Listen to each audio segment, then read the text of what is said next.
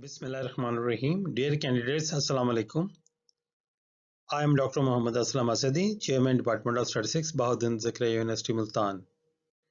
Today I am with you for a training session for the interview about the post of lectureship in statistics. For this purpose, I had divided all the training session into different slides. For instance, you can see here, these slides are about belief, online interview, dress code, language, documents to carry, personal questions, general knowledge and current affairs, basic statistics, correlation and regulation, probability and probability distributions, sampling techniques, time series, index number, design of experiment, estimation and testing, and the last one is demography.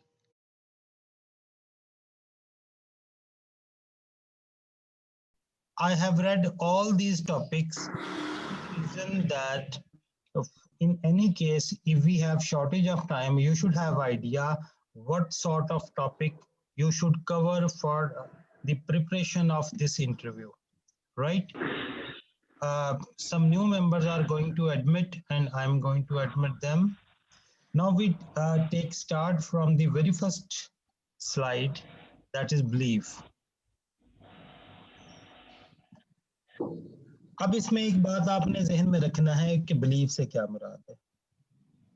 देखें, जब आप interview के लिए appear होते हैं तो इसमें जो आपका कॉन्फिडेंस है अल्लाह ताला की ज़ात के ऊपर, जो आपका यकीन है, वो सबसे बड़ा रोल प्ले करता है।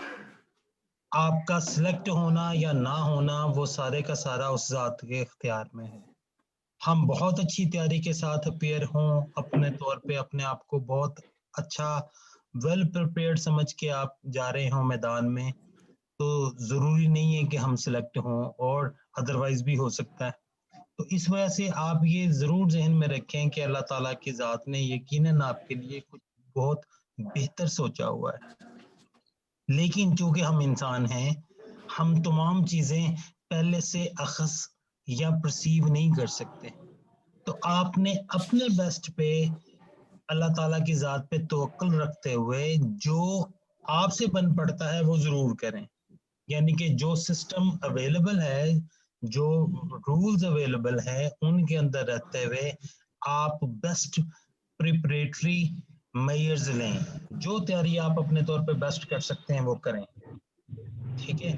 उसमें जो आपके वालिदैन की दुआएं हैं, आपके अजीज़ो अकारिब की दुआएं हैं, इसके अलावा अगर आप पहले से कहीं पढ़ाते थे, आपकी बहुत सारे लोगों से एफिलिएशंस हैं, आप बहुत सारे लोगों के साथ ताउन करते रहे हैं पढ़ाई में या दूसरे मामलात में, ये तमाम फैक्टर जो है ना, ये मैंने तो ये देखा है कि ये कंट्रीब्यूट करते हैं आपको कामयाबी की तरफ ले जाने के लिए।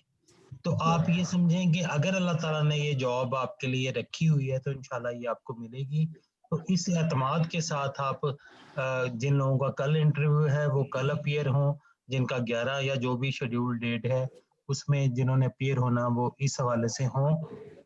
तो अल्लाह ताला की ज़ात पे आप पूरा भरोसा रखें, और खुदा न खास्ता, जैसा कि हमें पता है, अगर हम रियलिटी बेस्ड सोचें तो सब के सब लोगों ने बहरहाल सेलेक्ट नहीं होना।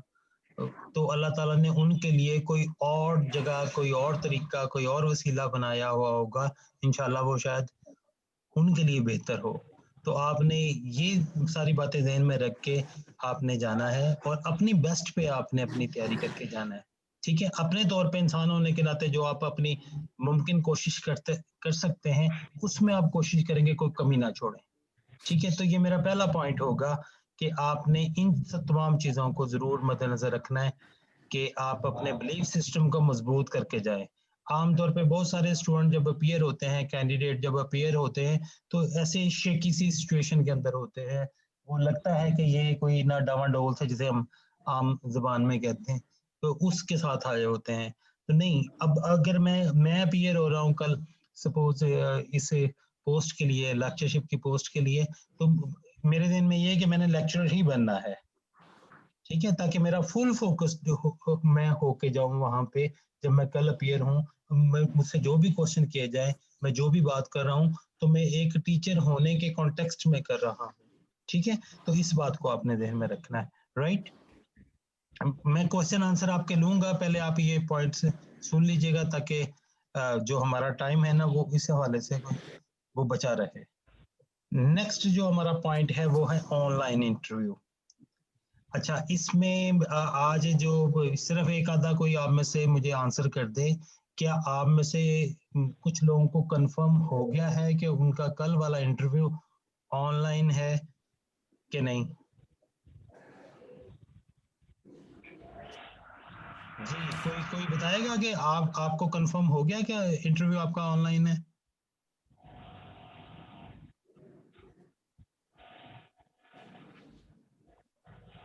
नहीं सर, हमें तो अभी तक कोई मेल कोई मैसेज कुछ भी नहीं आया। अभी तक कुछ नहीं आया। ठीक है ठीक है ठीक है, बस अब एक्सक्यूज मी आप सर, अभी मुल्तान के शेड्यूल नहीं हुए तो इसलिए अभी मैसेजेस भी नहीं आए। ओके, मतलब कल इंटरव्यू है ना आपके शेड्यूल के अंदर? लाहौर के नहीं हैं सर, और अभी वो नहीं। लाइव हैं, कल अच्छा, नहीं है अभी तक इंटरव्यू। ठीक ठीक है ठीक है। अच्छा, मैं एज्यूम करता हूँ दोनों पॉसिबिलिटीज, अब आप और से सुनते रहिएगा ये बातें ताकि आखिर में आप क्वेश्चन पूछो मुझसे। वो ये है कि इंटरव्यू ऑनलाइन हो या ऑफलाइन हो, जो कि ट्रेडिशनल मेथड से इंटरव्यू होते हैं, आपको इससे कोई फर्क नहीं पड़ना चाहिए। ठीक है, ऑनलाइन इंटरव्यू में बस थोड़ा सा जो डिफरेंस है ना, वो ये डिफरेंस आपको फील होना चाहिए कि जब आप ऑनलाइन इंटरव्यू दे रहे होते हैं उसमें भी पैनलिस्ट होंगे, लेकिन वो फिजिकली आपके सामने नहीं होंगे।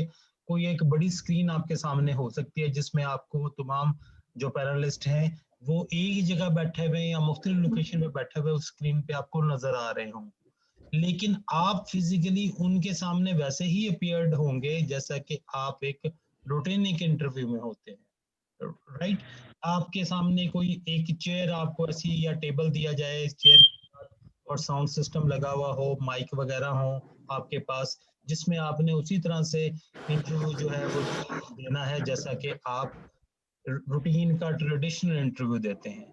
लेकिन मैं ये जरूर कहूंगा आपको कि जिन्होंने कभी ऑनलाइन सिस्टम में पहले काम नहीं किया, वो ये जो टेस्ट अभी आप सेशन ले रहे हैं, जाहिर है ये भी एक ऑनलाइन सेशन है, तो उसमें आपने दो तीन बातों का ध्यान जरूर रखना है। अपने जेस्चर पे, यानी कि आप अपनी सिटिंग पोस्चर पे जरूर ध्यान दें, क्योंकि आमतौर पे जैसे मैं इस वक्त बैठा हुआ हूँ, मैं एक काम से घरेलू हुलिये में बैठा हुआ हूँ, ठीक है, मुझे पता है कि मैंने अपनी वीडियो ऑन नहीं की हुई, तो मैं एक कैजुअल एनवायरनमेंट के अंदर हूँ। लेकिन अगर मुझे पता हो कि बहुत सारे लोग मुझे ऑब्जर्व कर रहे हैं और टीचर के तौर पे ऑब्जर्व कर रहे हैं, तो मैं सुनूंगा इसमें। तो आपने अपना पूरे का पूरा पोस्चर और जेस्चर वैसा ही रखना है जैसा कि आप समझें कि आप एक ट्रेडिशनल इंटरव्यू दे रहे हैं, और अपनी बॉडी मूवमेंट को आप एक्स्ट्रा ऑर्डिनरी तौर पे जो है वो यूज नहीं करेंगे कि खामखा आप अपनी चेयर को घुमाएं या अपनी जेस्चर को एक्स्ट्रा ऑर्डिनरी तौर पे इस्तेमाल करें।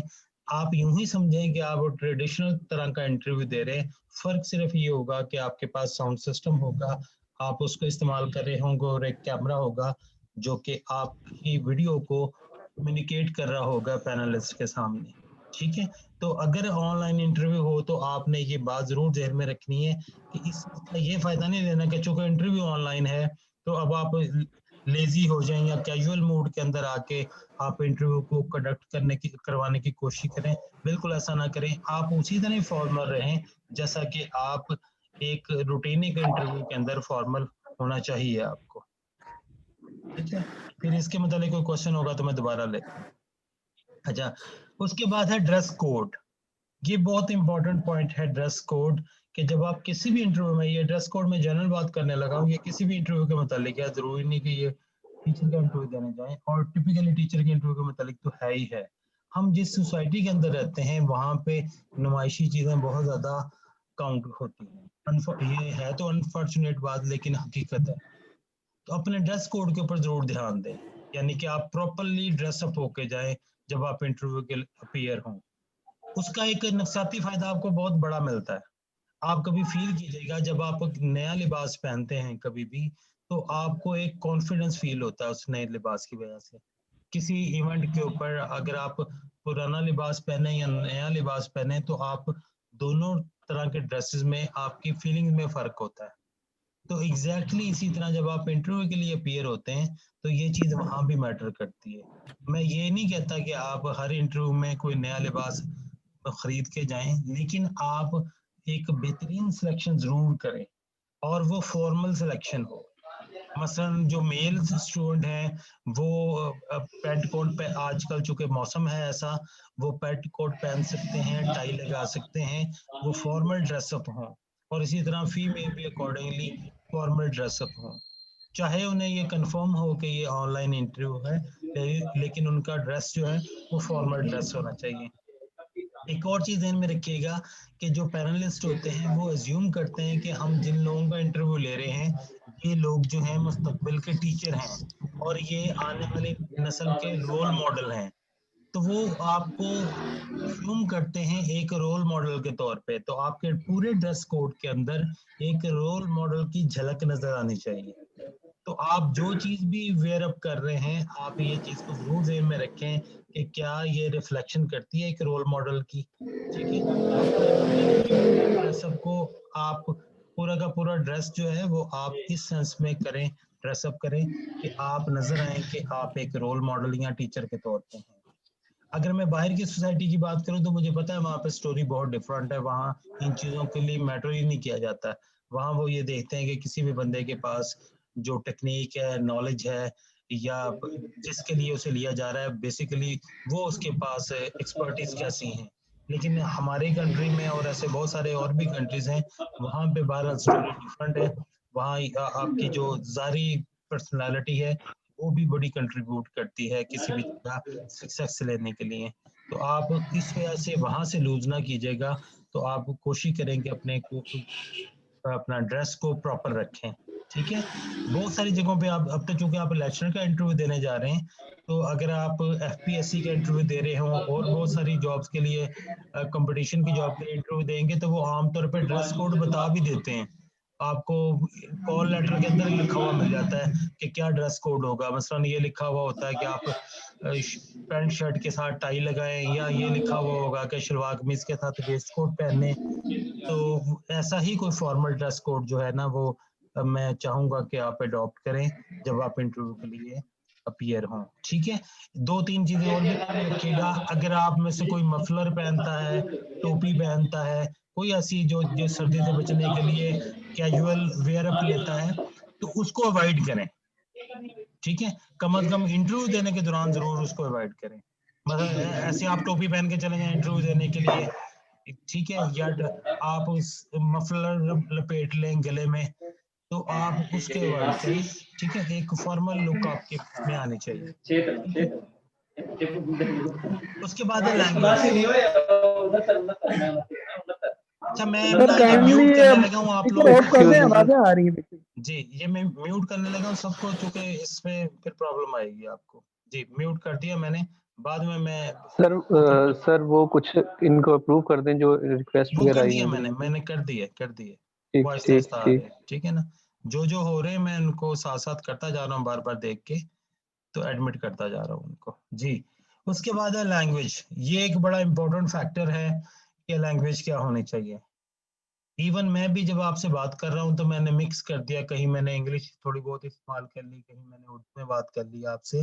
लेकिन ये ध्यान में रखें मैं एक कंफर्टेबल मोड में और कंफर्टेबल जोन में बैठा हुआ हूँ।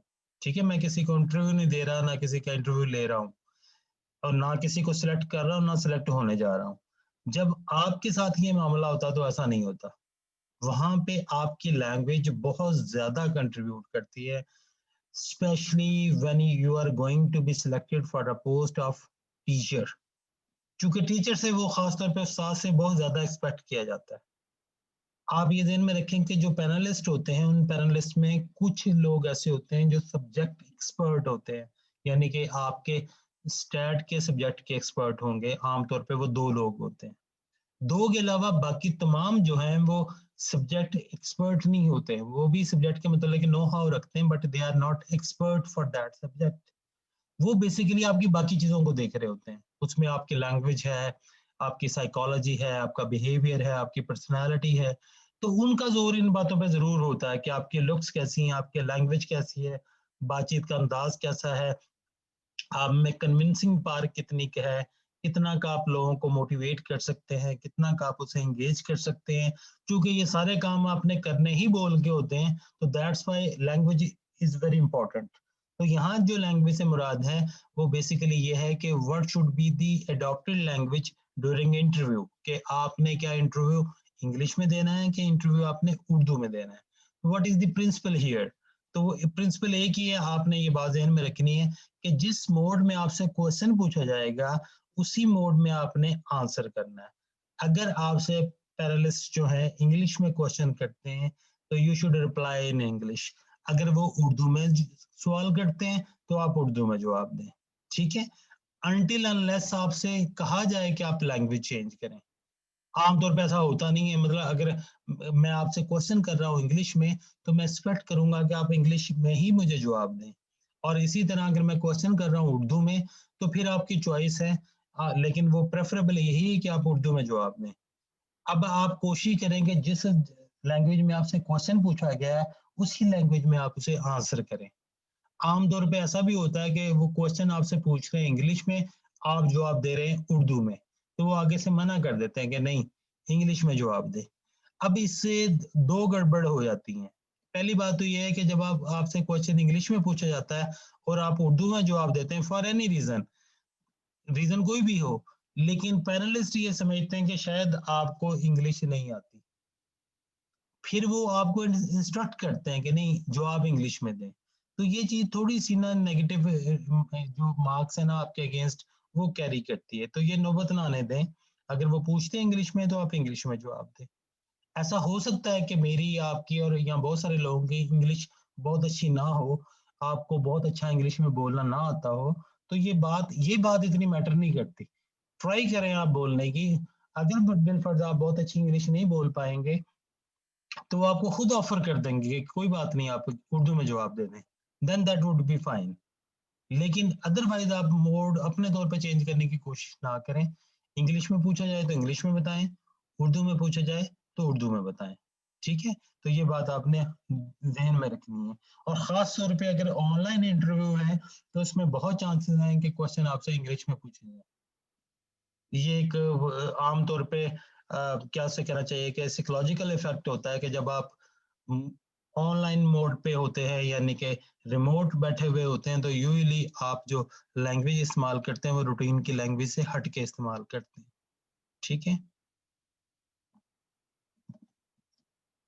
उसके बाद है डॉक्यूमेंट्स टू कैरी। इसमें अभी एक बच्चे ने क्वेश्चन भी पूछा था, उसका भी मैं जवाब साथ में देता चलूंगा। चाहे आपका ऑनलाइन इंटरव्यू है चाहे ऑफलाइन ट्रेडिशनल इंटरव्यू है, आपने अपने तमाम ओरिजिनल डॉक्यूमेंट्स लेके जाने हैं अपने साथ। सबसे अच्छा तरीका ये होता है कि आपके पास एक फाइलर हो, उस फाइलर में या पूरी की पूरे आपके पास एक क्या कहना चाहिए कि एक ऐसी फाइल हो जिसके अंदर डिफरेंट शीट्स लगी हुई होती हैं, उनके अंदर आप अपने डॉक्यूमेंट्स को अरेंज कर लें और वो डॉक्यूमेंट लेके जाएं। और वो डॉक्यूमेंट आपके सारे के सारे ओरिजिनल होने चाहिए। ओरिजिनल आपके पास अपना आईडी कार्ड भी होना चाहिए, ठीक है। आमतौर पे कुछ बच्चे ये करते हैं कि एक शापर लिया, शापर में सारे सर्टिफिकेट डाल लिए और वो वहां जब जाते हैं तो वो वन बाय वन चेक करवाते हैं, तो उन्हें बात को पता नहीं लगता कि कोई एक आधा डॉक्यूमेंट तो ड्रॉप हो जाए, गिर जाए, गुम हो जाए, तो वो पता नहीं लगता। ऐसा ही काम बात को तो फोटोकॉपी करवाते हुए भी करते हैं कि बिलफर्ज मेरे पास 15 डॉक्यूमेंट है जो मैंने फोटोकॉपी कराने, 14 मैं वापस ले आया हूँ, एक उधर ही भूल आया हूँ। तो आप कोशिश करें कि इनको प्रॉपर अरेंज करके किसी फाइल के अंदर लगाएं और उसी अरेंजमेंट के साथ उन्हें दिखाएं। जो डॉक्यूमेंट रिक्वायर्ड हो वो उन्हें आप दिखाएं और उसी तरतीब के साथ उन्हें वापस रखें फाइल के अंदर। ये जनरल रूल है। और खास तौर पे जब आप कंपटीशन के एग्जाम दे रहे हो तो उस वक्त तो ये बात खास तौर पे ध्यान में रखें कि इनका बाकायदा वेटेज होता है कि आप कितने किस तरीके से अपना डॉक्यूमेंट जो है वो इस्तेमाल कर रहे हैं, ठीक है।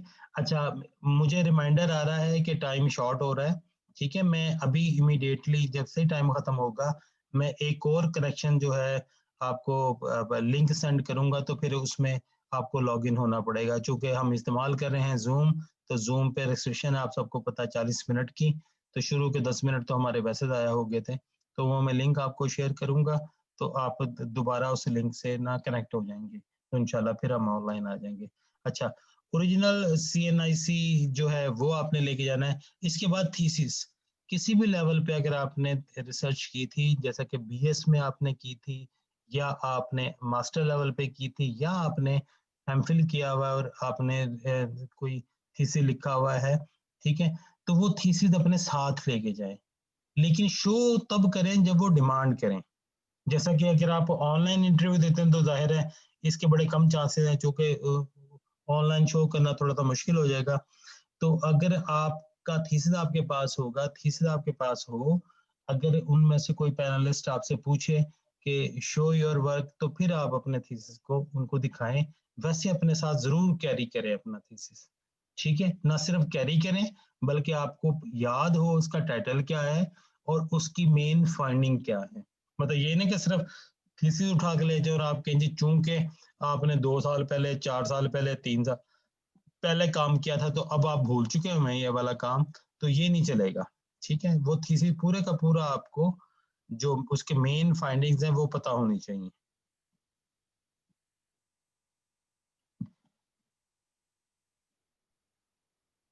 ठीक है, अच्छा, ये था मेन सेशन जिसमें मैंने आपको सिर्फ जो स्टार्टअप है वो दिया है। अब जो हम बात करेंगे, यहाँ पे मैं आपको दिखा दूं कि हम किस पे बात करेंगे। वो जो नया मैं अभी जनरेट करूंगा लिंक, हम बात करेंगे अब पर्सनल क्वेश्चन से हम स्टार्ट करेंगे, और पर्सनल क्वेश्चन से स्टार्ट करते हुए जनरल नॉलेज, और उसके बाद स्टैट पे हम इसे एंड करेंगे जो फर्दर स्लाइड्स हैं। तो अभी कुछ देर में मैं नया सेशन जो है वो जनरेट कर दूंगा, ठीक है। तो आपने उन्हें सबने ज्वाइन कर लेना है। तो अभी टाइम है मेरे पास कुछ, तो मैं पर्सनल क्वेश्चन से बाहर स्टार्ट कर लेता हूँ। ये पर्सनल क्वेश्चन है, उसके बाद क्वेश्चन आंसर भी लेने हैं मैंने आपसे।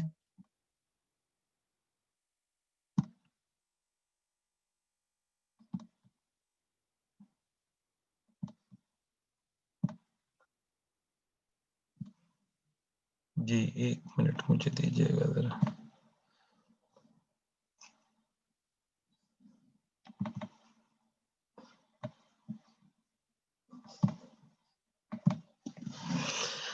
पर्सनल क्वेश्चन में जो सबसे पहला क्वेश्चन है और बहुत इंपॉर्टेंट क्वेश्चन है वो है इंट्रोड्यूस योरसेल्फ। 99% आप एक्सपेक्ट करें कि ये क्वेश्चन आपसे पूछा जाएगा, ठीक है। आप आज ही से प्रैक्टिस करें इस क्वेश्चन को आंसर करने की, कि आप अपने आप को कैसे जो है इंट्रोड्यूस करवा सकते हैं, ठीक है।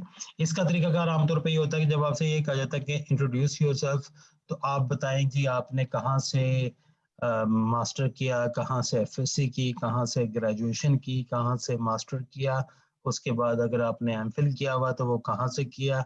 जहाँ आप समझते हैं कि आपके अचीवमेंट है उनको हाईलाइट करके आप बताएं। अगर आपने दरमियान में कहीं कोई जॉब की हुई है या इस वक्त कोई जॉब कर रहे हैं या कोई ऐसा पॉजिटिव अचीवमेंट है जो आपके पास है, तो आप अपना सारा इंट्रोडक्शन के अंदर उसको डिस्प्ले करें, ठीक है। लेकिन मैं ये रिकमेंड करूंगा आपको कि आप आमतौर पे ना, कुछ बच्चों का जो करियर होता है, एकेडमिक करियर, वो बहुत अच्छा नहीं होता, यानी कि थॉरोली फर्स्ट डिवीजन नहीं होता, और आमतौर पे एफएससी में उनके नंबर अच्छे नहीं होते। तो उन स्टूडेंट के लिए मैं ये रिकमेंड करूंगा कि आप स्टार्ट करें ग्रेजुएशन से, कि आपने बीए बीएससी फलां कॉलेज से की या फलां यूनिवर्सिटी से की, और उसके बाद आपने फलां से मास्टर किया, फलां से बीएस किया, जो भी आपके एकेडमिक करियर है, फलां यूनिवर्सिटी से एमफिल किया अगर एप्लीकेबल हो, तो आपने बताना है। यहीं पे जैसे अभी स्टार्टअप में कुछ स्टूडेंट ने क्वेश्चन पूछा था कि हमें अपना एमफिल बताना चाहिए कि नहीं बताना चाहिए, तो उसके लिए मैं ये रिकमेंड करूंगा कि वो तमाम स्टूडेंट जो रिसर्च कर रहे हैं, फाइनल प्रोसेस के अंदर हैं, यानी कि थीसिस जमा करा चुके हैं या थीसिस जमा कराने वाले हैं, वो तो चाहें, उनको तो चाहिए कि वो ये मेंशन करें कि हम एमफिल तकरीबन मुकम्मल करने वाले हैं और फाइनल स्टेजेस के अंदर है हमारा एमफिल। लेकिन जो बिगिनर है, मसलन कोर्स वर्क पढ़ रहे हैं, अभी पहले सेमेस्टर में है, अभी दाखिला लिया है या अभी दूसरे सेमेस्टर में, या अभी रिसर्च जस्ट स्टार्ट की है, अभी उन्हें साल पड़ा है, तो यानी कि मेरे ख्याल में कि उनको खाम खा अपनी इसको मेंशन नहीं करना चाहिए। Otherwise there will be a conflict जिसको डिफेंड करना थोड़ा सा मुश्किल हो जाएगा, कि आपको अगर आज जॉब मिल जाए तो फिर आप कैरी ऑन कैसे करेंगे, क्योंकि अल्टीमेटली आपको फिर अपनी कंटिन्यूइंग स्टडीज जो हैं वो छोड़ना पड़ेंगी। ठीक है, तो वो फिर आपके लिए थोड़ा सा प्रॉब्लम हो जाएगा उसको जस्टिफाई करना। तो इस वजह से ये बात आपने ज़हन में रखनी है कि आपने इसको कैसे करना है। और इसी तरीके से आपने खाम-खा अपने नंबर नहीं बताने कि मेरे एफएससी में इतने नंबर है, बीएससी में इतने नंबर है, एमएससी में इतने नंबर है। अगर तो वो पॉजिटिव बातें हैं सारी तो ज़रूर हाईलाइट करें। अगर आप समझते हैं कि कोई इतने बेहतर आपके मार्क्स नहीं थे उन पिछली क्लासेस के अंदर, तो फिर आप सिर्फ डिग्रीज बता दें कि मैंने फलां-फलां उनमें ये किया था।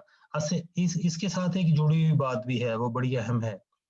आपको साल ज़रूर याद होने चाहिए कि आपने अपनी डिग्री कौन से सालों में की थी और देखें कि वो क्या कंटिन्यूअस ईयर्स हैं, मतलब उनमें गैप्स तो नहीं है। क्योंकि जो भी कमीशन होता है या जो भी पैनलिस्ट होते हैं वो इस बात पे ज़रूर ध्यान देते हैं कि क्या ये बच्चा रेगुलर रहा है। मसलन फर्ज किया कि आप कहते हैं जी 2014 में आपने एक डिग्री की है, 2018 में दूसरी की है 2 साल वाली, तो वो कहेंगे जी दरमियान के 2 साल ये किधर गया, इसने 2 साल क्या किया है। तो you should have proper justification for the gap period. तो आप ये चेक करें, आप एक कागज़ पे लिख लें अपनी तमाम डिग्रीज और उसके आगे उनके साल कि किस किस साल में आपने एडमिशन लिया और किस किस साल आप पास हुए। जो आपने मेंशन करना होता है वो पासिंग ईयर मेंशन करना होता है। अगर आप समझें कि पासिंग ईयर आपके कंटिन्यूअस चल रहे हैं, वो कोई गैप नहीं है तो फाइन। अगर गैप है तब भी आपने बताने तो ठीक ही है, झूठ नहीं बोलना आपने, लेकिन आपके पास जस्टिफिकेशन होनी चाहिए गैप की। अगर वो क्वेश्चन करें तो फिर आप बता पाएं कि ये गैप आया क्यों था। ठीक है, अपने तौर पे नहीं बताना शुरू कर देना कि इस गैप की ये रीजन थी। अगर वो आपसे क्वेश्चन कर लें कि ये जो बीएससी के बाद एमएससी आपने साल किधर रहे, साल के बाद क्यों एडमिशन लिया, तो आपके पास फिर जवाब होना चाहिए उसका प्रॉपर कि वो किधर थे आप, राइट। तो इसमें और कोई भी नेगेटिव बात आप बिला वजह हाईलाइट ना करें अनटिल अनलेस आपसे वो पूछी जाए। तो ये तो प्रिंसिपल होते हैं वैसे इंटरव्यू के कि जब आप इंटरव्यू में अपीयर होते हैं तो आप कोशिश करते हैं अपनी पॉजिटिव बातें ही ज्यादा बताएं और एग्जिजरेट ना करें। मतलब ये नहीं कि मुझ में हो ना पॉजिटिव बात तो मैं बतानी शुरू कर दूं, और इसी तरह मुझ में नेगेटिव भी ना हो तो वो भी मैं बतानी शुरू कर दूं। आप लें हकीकत से काम, लेकिन खाम खा एक्सप्लोर ना करें अपने आप को। जो आपसे पूछा जाए आप वही आंसर करें। तो इस वजह से जब आप इंट्रोड्यूस करें अपने आप को तो उसमें ये ध्यान रखें।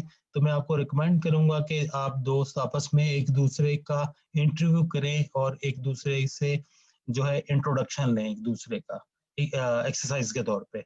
मसलन मैं किसी से पूछूं और कोई मुझसे पूछे और फिर एक दूसरे की तस्हीह करवाएं कि कहाँ वो गलत है।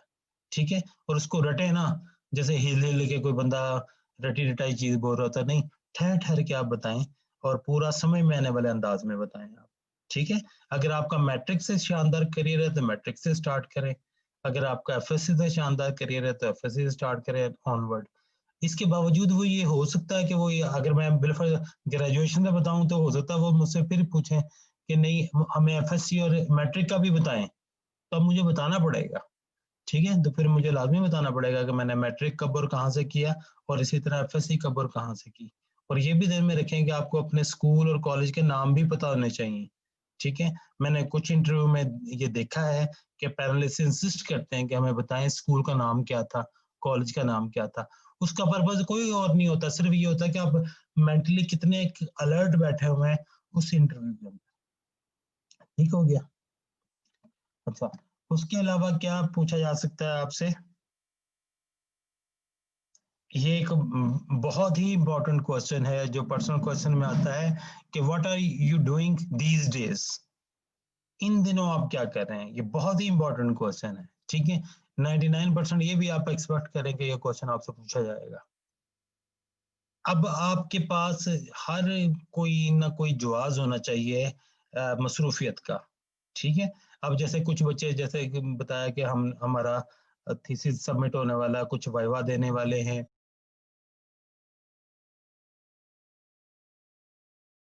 हम बात ये कर रहे थे कि what are you doing these days, ये बड़ा इंपॉर्टेंट क्वेश्चन होता है जो आपसे पूछा जाए तो आपने जरूर बताना है कि आप इन दिनों में क्या कर रहे हैं।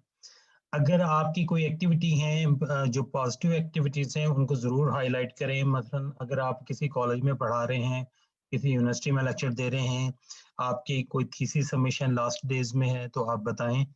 अगर आप कोई ट्यूशन पढ़ा रहे हैं तो बताएं। कोशिश ये करें कि आपका जो टाइम स्लाइस है जिसमें गैप है वो खाली ना हो, यानी कि आप ये ना बता पाएं कि आपने इस खाली दिनों में इस गैप पीरियड में क्या किया है। आपके पास लाजमी कोई ना कोई मसरूफियत होनी चाहिए बताने के लिए, और वो पॉजिटिव और हेल्थी आपके पास कोई एक्टिविटी होनी चाहिए, ठीक है। अगर आप किसी से फॉर एग्जांपल किसी स्कूल या प्राइवेट कॉलेज में पढ़ा रहे हैं और साथ में आप ट्यूशन भी पढ़ा रहे हैं, तो आप फोकस करें कि आप बताएं जी आप फलां कॉलेज में फैकल्टी मेंबर हैं या फलां स्कूल में आप पढ़ाते हैं या आपकी फलां एक्टिविटी है, तो आप लाजमी अपने आप को बिजी शो करें। और से फॉर एग्जांपल आप में से कोई स्टूडेंट कुछ भी नहीं कर रहे उस टाइम के दौरान, मसलन उनको डिग्री के हुए साल हो गया, 6 महीने हो गए, 5 महीने हो गए, तो फिर वो ये करें जी, कहें जी हम एग्जाम की तैयारी कर रहे हैं, हम फलां चीज की तैयारी कर रहे थे। फिर उस सूरत में वो आपसे ज्यादा हार्ड क्वेश्चन कर सकते हैं, ये ध्यान में रखें, क्योंकि एक्सपेक्ट किया जाएगा फिर आपसे, क्योंकि आपका पूरा फोकस था तैयारी के ऊपर, तो वो आप ज्यादा बेहतर आप तैयारी के साथ अपीयर हुए होंगे। तो इसमें नटशल बात एक ही है, वो ये कि जो गैप पीरियड है उसको जरूर जस्टिफाई करें कि उस पीरियड में आपकी पॉजिटिव एक्टिविटीज क्या थी, और अगर आप नहीं बता पाते कोई भी एक्टिविटी तो वो फिर थोड़ा सा नेगेटिव जाएगा, ठीक है जी। Question number 3, your hobbies. ये बड़ा कॉमन क्वेश्चन होता है, आपसे ये पूछा है कि आपकी हॉबीज क्या हैं। आप जरूर बताएं कि आपकी हॉबीज क्या हैं, और जो जो हॉबीज आपकी हों उनको हाईलाइट करें। आमतौर पे कोशिश ये करें कि एक आधी हॉबी बताएं आप, ये नहीं कि लिस्ट दे दें आप हॉबीज की। मसलन अगर आपकी हॉबीज हैं क्रिकेट खेलना, बुक रीडिंग है, तो ये अच्छी हॉबी शुमार होती हैं। अगर आप ये कहेंगे मैं मुताला करता हूँ, स्टडी करता हूँ कोई बुक्स, और साथ में अगर आप ऐसी कोई हॉबी बताते हैं बुक रीडिंग की, तो फिर आपको ये भी पता हो कि आप किस किस्म की किताबें पढ़ते हैं, किस तरह का लिटरेचर पढ़ते हैं, कौन से पॉपुलर ऑथर्स हैं उनको लिखने वाले, और कौन सी पॉपुलर बुक्स हैं जो आप पढ़ते हैं, ठीक है, उनके नाम पता होने चाहिए यकीनन। और किसी हद तक आपको वो मैसेज या वो जो सब्जेक्ट है जिसको आप पढ़ते हैं वो पता हो कि आप क्या पढ़ते हैं, ठीक है। और इसके अलावा उस फील्ड से रिलेटेड, जैसा कि मैंने कहा आपको, जो पॉपुलर ऑथर्स हैं वो जरूर पता हो। अगर आप लोकल लिटरेचर पढ़ते हैं वो भी पता हो, अगर आप इंटरनेशनल लिटरेचर पढ़ते हैं तो वो भी पता हो। ये ध्यान में रखें कि मेजॉरिटी ऑफ द पैनलिस्ट जो होते हैं ना वो बहुत अच्छे रीडर्स होते हैं, ठीक है, और उनका मुताला बहुत वसी होता है। उनको डॉज करवाने की कोशिश ना करें। अगर आप समझते हैं कि आप वाकयातन एक अच्छे रीडर नहीं हैं तो फिर बुक रीडिंग को हॉबी के तौर पे प्रेजेंट ना करें। इसी तरह आपकी हॉबी कुकिंग हो सकती है, गार्डनिंग हो सकती है, कोई गेम हो सकती है, वीडियो वॉचिंग हो सकती है। तो वो जो जो हॉबीज हैं वो आप बताएं। लेकिन बुक रीडिंग आम तौर पे यानी कि मुताला करना सबसे अच्छी हॉबी जो है ना, इस प्रोफेशन के लिए शुमार होती है। तो अगर आपकी वो है तो बहुत अच्छी है। इसी तरह अखबार पढ़ना, अगर आप कहते हैं कि आपकी हॉबी है, वैसे तो अखबार पढ़ना जनरली हॉबी में कंसिडर नहीं होता, लेकिन अगर आप समझते हैं कि आपकी हॉबी है, आप कहें जी मैं कॉलम पढ़ता हूँ, सपोज अगर कोई कैंडिडेट पढ़ता है ऐसा, तो फिर उसे पता हो कि वो कौन सा अखबार पढ़ता है, वो इंग्लिश पढ़ता है कि उर्दू पढ़ता है, अखबार कहाँ से पब्लिश होता है, उसका एडिटर कौन है, और किन जर्नलिस्ट को वो पढ़ता है, कॉलमिस्ट, मेन कॉलमिस्ट कौन है उनके, वो क्या लिखते हैं और वो किस मौजू के ऊपर आमतौर पे लिखते हैं, ठीक है। मेन स्ट्रीम जो कॉलमिस्ट हैं कंट्री के वो कौन से हैं। इसी तरह इंटरनेशनल लेवल के ऊपर मेन कॉलमिस्ट कौन से हैं, और कौन से न्यूज़पेपर हैं जो ज्यादा समझे जाते हैं, मोतबर समझे जाते हैं, ऑथेंटिक समझे जाते हैं। तो रिलेटेड बातें आपको पता हो अपनी हॉबीज से मुतालिक, ठीक है। जैसे कि कुछ लोग बताते हैं जी मैं क्रिकेट खेलता हूँ या हॉकी खेलता हूँ, तो आमतौर पे उनके रूल्स भी पूछ लेते हैं फिर वो, कि अगर आप क्रिकेट खेलते हैं तो ये बताएं क्रिकेट में फलां रूल को क्या कहते हैं।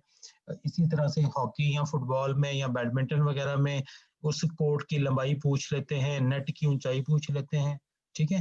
तो इसका मतलब ये है कि रेलेवेंट चीजें आपसे पूछी जा सकती हैं। उसका मकसद ये होता है कि जिसमें आप इन्वॉल्व हैं, मैं बता रहा हूँ कि ये मेरी हॉबी है तो मुझे उसके मतलब पता कितना का है। अच्छा, व्हाट आर योर स्ट्रेंथ्स, ये भी एक इम्पोर्टेंट क्वेश्चन है। आप तो से आमतौर पे ये पूछा जा सकता है कि आपकी स्ट्रेंथ्स क्या हैं या आपकी वीकनेसेस क्या हैं, ठीक है। आपकी खूबियां क्या हैं या आपकी खामियां क्या हैं, ये आपसे पूछा जा सकता है। तो इसको वैसे ही आपको पता होना चाहिए। अगर आप इंटरव्यू में ये कोई ना भी पूछे आपसे, तो आपको 2-3 अपनी खूबियां और 2-3 अपनी खामियां प्रायोरिटी पे पता होनी चाहिए कि वो कौन सी हैं, मतलब कुछ लोगों को पता होता है कि उन्हें ज्यादा गुस्सा आता है, शॉर्ट टेम्पर्ड होते हैं। कुछ लोगों को ये पता होता है कि वो बहुत जल्दी दूसरों की बातों में आ जाते हैं, या रिलाई करते हैं, या अंधा एतमाद करते हैं, इस तरह की बातें। ठीक है, ये बेसिकली वीकनेसेस हैं। और कुछ लोगों को ये पता है कि वो दूसरों के लिए मददगार होते हैं, आउट ऑफ द वे जाके किसी की मदद करते हैं। कुछ लोगों को ये पता होता है वो सखी होते हैं। कुछ लोगों को ये पता होता है कि वो बहुत ज्यादा ताउन करते हैं। ठीक है, तो ये सारी की सारी स्ट्रेंथ्स हैं। तो आपने जो भी आपके अंदर हैं खूबियां या खामियां या वीकनेसेस और स्ट्रेंथ्स, उनको एनलिस्ट कर लें, लिस्ट बना लें उनकी, और वो हकीकत पे बेस्ड हों, यानी कि फिर आपके पास उनका कोई एविडेंस भी हो, अगर आपको बताना हो, आप बता भी पाएं कि वो किस तरह से आप समझते हैं कि आपके अंदर ये खूबी है, और किस तरह से समझते हैं कि आपके अंदर ये खामी है। ठीक है, तो ये बात आपको पता होनी चाहिए। इसी तरह से जैसे मैंने बताया कि व्हाट आर योर वीकनेसेस, तो वो वीकनेसेस भी पता हो। अच्छा, what do you want to be a teacher, ये एक बड़ा इंपॉर्टेंट क्वेश्चन है। पर्टिकुलर जब कोई टीचर बनने लगे तो उससे पूछा जा सकता है कि आप टीचर ही क्यों बनना चाहते हैं। ठीक है, अब चूंकि टाइम थोड़ा होता है ना इस प्रेजेंटेशन के अंदर, जब मैं आपसे ऐसे कन्वर्सेट कर रहा होता हूँ, वरना तो अगर मैं सेशन ले रहा होता फेस टू फेस, तो मैं ये आपसे क्वेश्चन करता सामने आपके, और फिर आपके जवाब लेके फिर आपको बताता कि असल में इसका क्या जवाब होना चाहिए था, या कौन सा जवाब निस्बतन बेहतर जवाब होता। ठीक है, एक तो ये बात ध्यान में रखें कि दुनिया में जितने भी प्रोफेशन है, सबसे जो मोतबर प्रोफेशन है, सबसे तकरीम वाला जो प्रोफेशन है, वो उस्ताद होने का प्रोफेशन है, मौलम होने का प्रोफेशन है।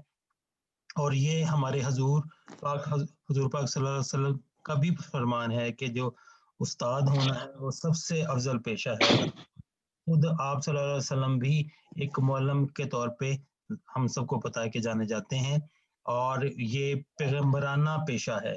ठीक है, तो इस वजह से ये सबसे मोतबर है, और ये बड़ी ऑनर की बात होती है किसी के लिए कि वो उस्ताद कहलाए और उस्ताद बने। तो इस वजह से पहली बात तो ये है कि अगर आप समझते हो कि ये पैशन है आपका टू बिकम अ टीचर, तो आपको इस कॉन्टेक्स्ट में भी सोचना चाहिए कि आप किसी को कुछ सिखा रहे हैं। अच्छा, टीचर बनने का मतलब सिर्फ यही नहीं होता कि आपने पढ़ाना है किसी को, मतलब कोई किसी को कोई बात सिखाने वाला भी टीचर ही होता है। ठीक है, तो इस वजह से ज़ाहिर है टीचर जो भी होगा वो निस्बतन अफजल लेवल के ऊपर होगा, टॉप लेवल के ऊपर होगा। तो इस वजह से टीचर बनना यकीनी बात है कि एक अफजल बात होगी, तकरीम वाली बात होगी। तो you should think on this line कि अगर आपसे कोई ये क्वेश्चन पूछे तो आपके दिन में कोई इससे मिलता जुलता जवाब आने चाहिए। लेकिन मैं ये नहीं कहता कि जवाब उधार ले लें, यानी कि जो मेरे दिन में बात है या जो किसी के दिन में बात है आप उस बात को किसी आगे बयान कर दें। नहीं, आप खुद सोचें, अपने अल्फाज का चुनाव खुद करें कि आप अपने हिसाब से इस बात को कैसे बयान कर सकते हैं, ताकि आपका जवाब जो है ना वो रियलिटी के ज्यादा करीब हो। ठीक हो गया। अच्छा, उसके अलावा आगे क्या हो सकता है? नेक्स्ट है हु इज योर फादर, यानी कि आपके वालिद क्या करते हैं। ये भी एक इम्पोर्टेंट क्वेश्चन होता है, आमतौर पर पूछ, ये जनरल इंटरव्यूज में भी पूछा जाता है, और इस इंटरव्यू में पूछा जा सकता है। बहरहाल आपके वालिद साहब का जो भी प्रोफेशन हो, आप बगैर हेजिटेशन के वो बता सकते हैं। अगर वो हयात हो तो आप उनका प्रोफेशन बता सकते हैं, और अगर खुदा न खास्ता वो हयात नहीं है तो आप वो भी बता सकते हैं। ठीक है, बहुत कॉमन क्वेश्चन नहीं है, लेकिन आमतौर पर पूछा जाता है ये क्वेश्चन जनरल इंटरव्यूज के अंदर। अच्छा, बेसिकली क्वेश्चन का पूछने का मतलब ये होता है to assess your family background, तो इससे असेस करते हैं। अच्छा, quality of a good teacher, ये क्वेश्चन बड़ा कॉमन है वैसे। जब आप टीचर का इंटरव्यू देने लगते हैं तो वो आपसे ये पूछते हैं कि एक अच्छे उस्ताद की क्या खसूसियात होती हैं। तो आपको पता होना चाहिए कि अच्छे उस्ताद की क्या खसूसियात हैं। ये कुछ मैंने लिखी हैं, आप इन्हीं को अपने अल्फाज में बयान कर सकते हैं, या इनमें कुछ इजाफा या कमी भी कर सकते हैं। कि he should be a learned person, good communication skills should be there. He should be creative, visionary, motivated, cooperative, role model, hardworking. इनका ऑर्डर चेंज भी हो सकता है। ठीक है, यानी कि तरतीब ऊपर नीचे भी हो सकती है। तो बहरहाल ये या इससे मिलती जुलती खूबियां आप गिनवा सकते हैं कि अच्छे उस्ताद के अंदर ये खूबियां होनी चाहिए। और इसी तरीके से अच्छे स्टूडेंट के अंदर क्या खूबी होनी चाहिए, ऐसा भी कोई क्वेश्चन पूछा जा सकता है आपसे। ठीक है, यहाँ तो नहीं लिखा हुआ, लेकिन ये क्वेश्चन पूछा जा सकता है कि अच्छे तालिब इल्म के अंदर क्या खसूसियात होनी चाहिए, तो वो भी आप बता सकते हैं। अच्छा, आमतौर पे जो इंटरव्यू के अंदर क्वेश्चंस होते हैं वो चेन्ड क्वेश्चंस होते हैं। चेन्ड क्वेश्चन से ये मुराद है जो आप जवाब देते हैं उसी से वो एक और क्वेश्चन निकाल लेते हैं, जो आप उसका जवाब देते हैं उससे वो एक और क्वेश्चन निकाल लेते हैं। जैसे बिलफर्ड वो ये कहेंगे अच्छे उस्ताद में क्या खसूसियात होनी चाहिए, आप बता दें कि फला फला होनी चाहिए। तो अगर आप वो ये क्वेश्चन पूछ सकते हैं कि क्या आपके अंदर ये हैं, तो अब आप हो सकता है सोच में पड़ जाएंगे पता नहीं मेरे अंदर हैं कि नहीं है। ठीक है, तो आप इसका ऐसा जवाब दे सकते हैं कि जी मैं समझता हूँ कि ये खूबियां मेरे अंदर हैं। लेकिन ये ज़हन में रखें कि अगर आपने इससे पहले अपनी वीकनेसेस और स्ट्रेंथ्स का जवाब पहले दे चुके हुए हैं इससे पहले सपोज, तो फिर वो उससे कनेक्ट हो जाएगी वो बात कि वहां आपने क्या वीकनेस और क्या स्ट्रेंथ बताई थी। अगर कोई बात उससे कंट्राडिक्ट करती है तो दैट में create a sort of trouble. लेकिन आमतौर पे ये बैन बैन बात रहती है, तो इस वजह से आप कॉन्फिडेंटली आंसर कर सकते हैं इस क्वेश्चन को। अच्छा, नेक्स्ट क्वेश्चन ये है कि हैव यू एवर वोटेड। अच्छा, इसका मतलब ये होता है कि how responsible you are as a citizen. ठीक है, और आपका कितना का विजन है एक रिस्पॉन्सिबल सिटीजन के तौर पे। तो आपसे ये पूछा था कि आपने कभी वोट दिया। यहाँ पर्टिकुलर आपने ध्यान में रखना है कि आपने कोई अपनी पॉलिटिकल एफिलिएशन शो नहीं करनी। इससे ये मुराद नहीं है कि आपसे आपकी पॉलिटिकल एफिलिएशन पूछी जा रही है, आपसे सिर्फ ये पूछा जा रहा है कि आप वोट कास्ट करते हैं। ठीक है, frankly speaking nobody is going to verify this fact कि आपने वाकई दिया था कि नहीं दिया था। सो आप कोशिश करेंगे इसको पॉजिटिव रिस्पॉन्ड करें, और किसी वजह से अगर आप नहीं दे पाए थे तो आप कहेंगे नेक्स्ट टाइम मैं जरूर दूंगा। तो या मैं देना चाहता था फॉर दिस रीजन मैंने नहीं दिया। अव्वल तो आपका ये जवाब होना चाहिए कि आप यस आप वोट करते हैं, और अगर नहीं करते तो आप कोई इसकी वैलिड रीजन दे दें कि इस वजह से नहीं किया। लेकिन कोई भी पॉलिटिकल एफिलिएशन शो ना करें, या ये ना शो करें कि या इस तरह के आंसर ना करें कि हमारा सिस्टम गंदा है, सिस्टम ठीक नहीं है, मैं पॉलिटिकल सिस्टम पे बिलीव नहीं करता, उसमें फलां मसले हैं, दिस एंड दैट। क्योंकि आपको बेसिकली ये सब चीजें साउंड समझते हुए आंसर करना है। ठीक है, आपसे जो बात पूछी जा रही है आपने उसी ट्रैक के ऊपर रहना है। डी ट्रैक ना खुद होना ना उनको करने की कोशिश करनी है। उन्होंने तो होना नहीं है, बेसिकली डी ट्रैक होना तो आपने होना है। इस वजह से आपने जो बात पूछी गई, अगर आपसे वोट का पूछा गया तो आपने सिर्फ वोट का ही आंसर करना है।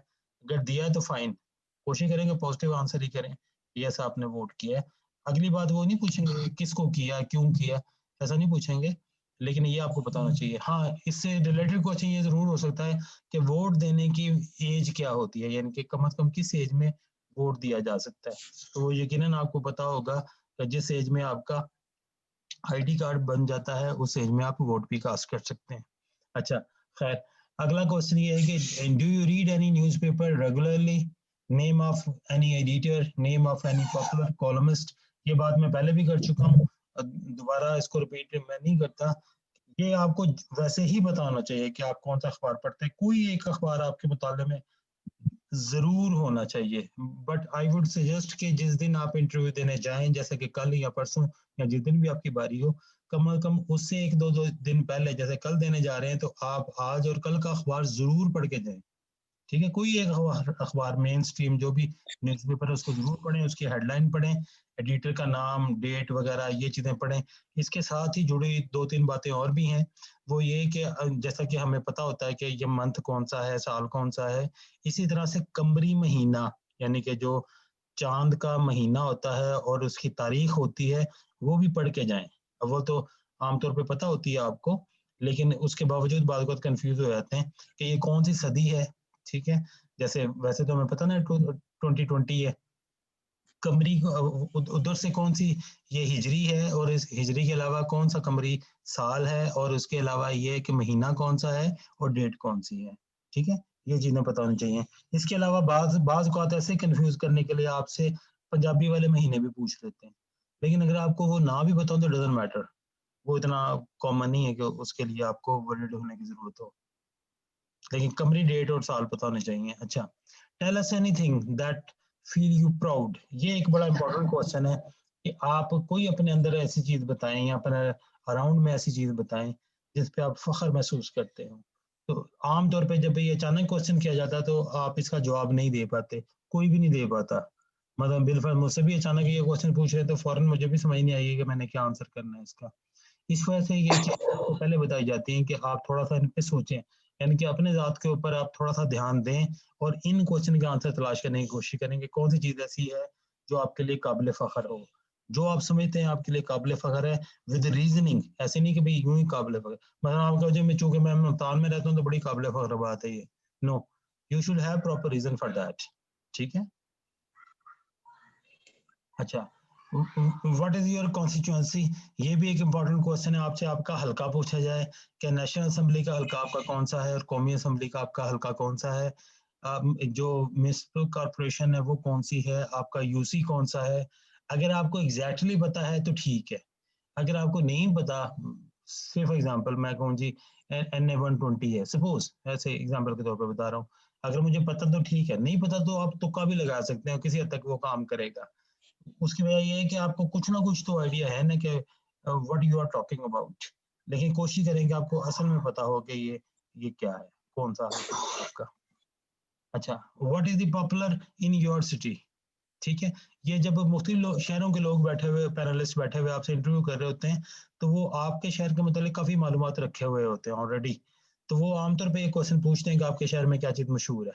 जैसे मुल्तान का पूछ सकते हैं वो क्या चीज मशहूर है, मुल्तान की कोई कहावतें मुल्तान के मतलब मशहूर हों तो वो बताएं, जैसे गर्द, गोरमा, गोरिस्तान, इस तरह की चीजें मुल्तान की मशहूर हैं, पुरानी उसमें तहरीरों में भी मिलती हैं। ठीक है, दरबारों की वजह से मुल्तान मशहूर है, सोन हलवे की वजह से मशहूर है, ऊँट की खाल की क्राफ्ट की वजह से मुल्तान मशहूर है। ठीक है, किसी दौर में कॉटन बेल्ट की वजह से मशहूर था।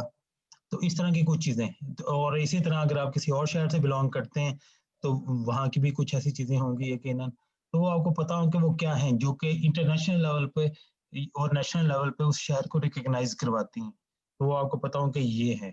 उसमें बिल्डिंग्स हो सकती हैं, हैंडीक्राफ्ट्स हो सकती हैं, सनतें हो सकती हैं। ठीक है, कुछ लोग हो सकते हैं, पोइट्स हो सकते हैं, तो वो आप देख लें कि आपके शहर में कौन सी ऐसी चीज है। और मजाक के तौर पे बात का तो वो कैंडिडेट कहता है मैं ही सबसे मशहूर हूँ। ठीक है, तो इस तरह का जवाब बहरहाल आपने नहीं देना जी। अब ये कुछ थे पर्सनल क्वेश्चन जो कि सिंबल के तौर पे मैंने आपको बताया, जरूरी नहीं कि यही क्वेश्चन पूछे जाए और ऐसे ही क्वेश्चन पूछे जा सकते हों, ये सिर्फ एग्जांपल के तौर पे मैंने बताया था कि इस तरह के क्वेश्चन आपसे किए जा सकते हैं। उसके अलावा जनरल नॉलेज और करंट अफेयर्स के कुछ क्वेश्चन मैं आपके सामने ला रहा हूँ कि ऐसे कुछ क्वेश्चन आपसे किए जा सकते हैं, और ये भी सिंबॉलिक क्वेश्चंस हैं, मतलब ये कि ये या इससे मिलते जुलते क्वेश्चन आपके ध्यान में हों, जब आप इंटरव्यू के लिए अपीयर हों तो आपके ध्यान में कुछ ना कुछ बातें हों। जितना नॉलेज आपके पास होता है ना, ये ध्यान में रखें, ये बिल्कुल ऐसे ही होता है जैसे आपके पर्स में पैसे। बेशक आप खरीदारी करें या ना करें, आपको कॉन्फिडेंस होता है कि अगर जरूरत पड़ेगी, मुझे कोई चीज लेनी पड़ी तो पैसे मेरे पास हैं। इसी तरह से जब आपके पास नॉलेज होता है ना आपके दिमाग में, तो आप ये कहते हैं अच्छा चले पूछे ना पूछे मुझे आता तो है, मैंने चीजें पढ़ी हुई हैं। लेकिन ये ध्यान में रखें कि टाइम के ऊपर जवाब देना वो मैटर करता है।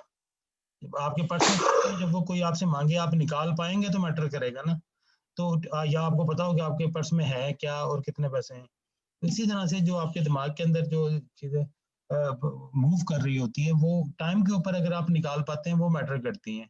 इसका मतलब ये है कि एक फस ना क्रिएट करें, आप इतना ज्यादा उसमें यानी कि एक्स्ट्राऑर्डिनरी लोड ना डाल लें, अपनी कैपेसिटी देख लें कि क्या चीजें आप तैयार कर सकते हैं और आपकी मेमोरी कितनी की परमिशन देती है आपको उन चीजों को ऑब्जर्व करने की। ठीक है, उसमें कुछ चीजें छोड़नी पड़े, डजंट मैटर, वो छोड़ दें।